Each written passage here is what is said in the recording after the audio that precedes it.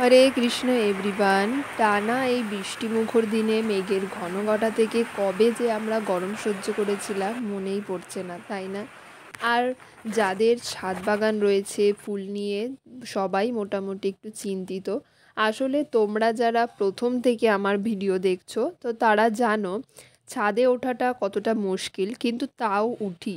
এর মধ্যে নিচে থাকা ফুল গাছটাতে খুব একটা ফুল হয়নি, আর টানা বৃষ্টির কারণে হচ্ছে না তো। ছাদে উঠতেও পারছি না, বলবো না যে একটু কম বৃষ্টি হলেই তখনই এসে দেখে যাচ্ছি। তাই ভগবানের জন্য ফুল সংগ্রহ করতে চলে এসেছি। খুব একটা ফুল যে হয়েছে তাও না।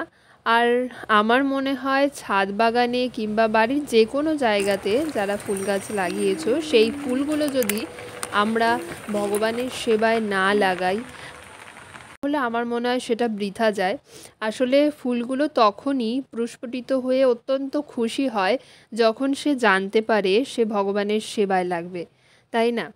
হরে কৃষ্ণা। ভিডিওটা কেমন লাগলো অবশ্যই জানিও, ভালো লাগলে সাবস্ক্রাইব করবে।